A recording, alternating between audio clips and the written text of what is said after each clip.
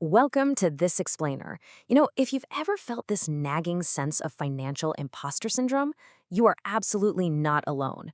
Seriously, so many people lie awake at night convinced they're somehow falling behind. And I'm talking about people who literally have $300,000 sitting in a 401k, or folks making 90 grand a year with zero consumer debt. They own their cars, they've got emergency funds, and yet there's this persistent, creeping anxiety that they just aren't doing enough. Well, today, we're going to totally dismantle that anxiety using cold, hard numbers. Because whenever someone tells me they feel behind, my immediate question is always, behind who exactly? Like, behind what? As we go through today's explainer, I want you to treat this like a gamified scorecard. We're going to cover 7 specific signs, and I want you to mentally tally your score out of 7 as we proceed. Just be totally honest with yourself. You might actually find out that you're in genuinely rare financial territory. Okay, let's dive into this, because here is the core of the problem. Most of us have completely lost our reference point for what financially average actually looks like. On one hand, we've got the highlight reel, the heavily filtered Instagram vacations to Dubai, the neighbor's brand new truck, the coworker who seems to be crushing it but is actually financing literally everything, including their confidence. That is a toxic and completely inaccurate metric.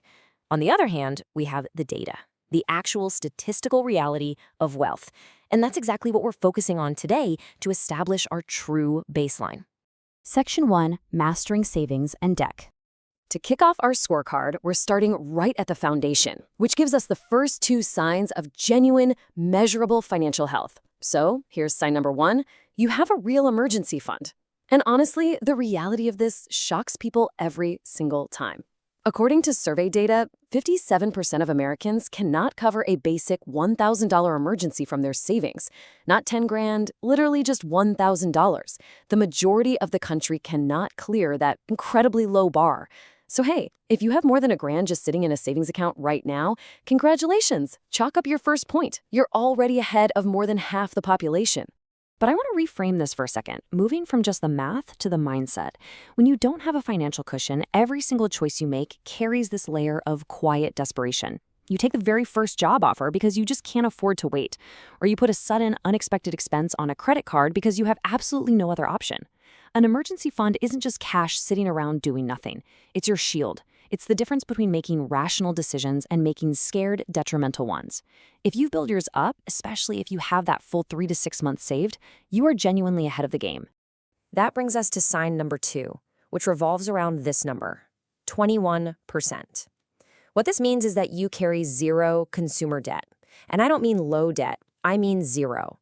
No credit card balance rolling over every month, no massive car payment for a luxury you just wanted to treat yourself to.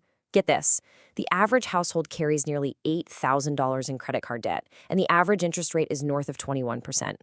The absurdity of that rate is just staggering. It basically means handing over $1,500 a year directly to a bank, building their wealth instead of yours. Financially above average folks understand a core truth here. Consumer debt is a losing game, and the house always wins at 21% interest. These people haven't necessarily out-earned everyone around them, they've just simply opted out of this ridiculous setup. You cannot beat the house when the house is charging you that kind of premium. So if you've completely opted out of consumer debt, go ahead and add another win to your tally. You are playing a totally different game. Moving on to Section 2, Investing and Net Worth Growth. Let's see how this builds into signs 3 and 4, focusing heavily on market participation. Sign number 3 is that you're investing, even if the amount feels small. This exposes what is probably the most expensive lie in finance, which is, oh, I'll start investing when I have more money. The person who starts at age 25 contributing just $500 a month ends up with dramatically more wealth at age 65 than someone who waits until they're 35 and contributes double that amount. Think about that. More money per month starting 10 years later still loses. Time is an absolute unfair advantage. So if you're investing anything right now, even just $50 a month, claim a point here. Early on, the habit matters way more than the amount. Sign number 4 is a bit more subtle, but man, is it powerful. Your net worth is growing even when the market is flat. Now, most people think their financial progress is just a reflection of the stock market. But if your net worth is ticking up in a flat market, you're building wealth systematically through your behavior, not through luck. You're consistently adding to your investments. You're keeping a positive gap between what you earn and what you spend. And crucially, you aren't panic selling when things look a little scary. This kind of system basically guarantees progress, rain or shine. All right, Section 3, Rethinking Wealth and Income. Now, what's really fascinating about this next sign is how it completely dismantles a massive misconception in our society about what it actually means to be rich. Sign number 5 is that you deeply understand the difference between income and wealth. Let me paint a picture for you. Imagine a high-earning doctor making over 150 grand a year, but they have a huge mortgage, a leased luxury car, massive student loans, and a lifestyle that essentially eats every single dollar. That person is just highly paid. They're still living paycheck to paycheck, just with nicer furniture. Now compare that to a teacher making $58,000 a year, who owns a modest car, has zero debt, and maxes out their Roth IRA. That teacher is the one actually building wealth. So here is the absolutely crucial point. Assets put money in your pocket. We're talking index funds, rental properties, dividends. Liabilities take money out of your pocket. Car leases, credit card balances, houses you can barely afford. The terrifying reality is that most people spend their entire lives accumulating liabilities while mistakenly calling them assets. It's wild how many people think a depreciating luxury car lease is some huge financial flex. If you actually understand this distinction and you're actively buying real assets, rack up another point on your scorecard. Sign number 6 comes down to one very striking number, 7. Studies on millionaires consistently show that the average person with a net worth over $1 million has 7 streams of income. Meanwhile, the vast majority of adults rely entirely on a single paycheck from one employer. And honestly, that is a single point of failure. If you have even a modest second stream, like maybe a small side business, freelance work, dividend income, real estate, you are completely shifting your risk profile. It totally changes your psychology too. So if you're actively building multiple income streams, count another win for yourself right here. Section 4, Thinking in Decades. This brings us to our 7th sign. Now, this one might be the hardest to objectively measure on a spreadsheet, but fundamentally, it is the most important mindset shift you can possibly make. It brilliantly illustrates how above-average planners operate.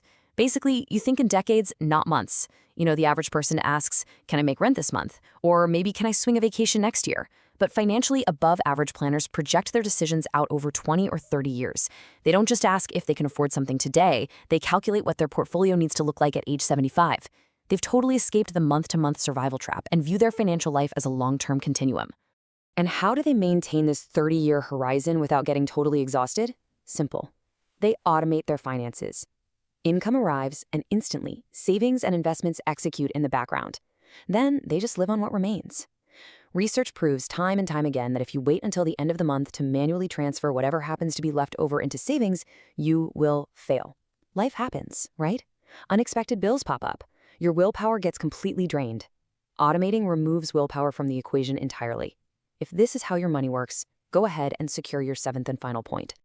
Section 5, what is your final score? All right, you've seen the data, you've seen the habits. Let's do a reality check and see exactly where you stand on the financial spectrum. If you scored 0 to 2, hear me clearly on this. Please do not feel bad. You have real work to do, sure, but every single trait we discussed today is completely learnable and achievable. If you scored 3 to 4, you've got strong momentum. Just pick the sign you missed that feels the most accessible and tackle that one next. If you scored 5 to 6, you're in the top percentile of financial awareness. Keep building and don't get complacent. And if you scored a perfect 7, you are quietly crushing it. The game doesn't end. The numbers just get larger. I really want to leave you with this final thought. Real wealth is built on a set of small, consistent, boring, unsexy decisions made over a long period of time. The difference between the person who builds real wealth and the person who doesn't is almost never about extreme intelligence. Actually, scratch that. It's almost never about a massive income either. And it's certainly almost never about luck. It's the automation you set up on a random Tuesday. It's the credit card balance you refuse to let roll over.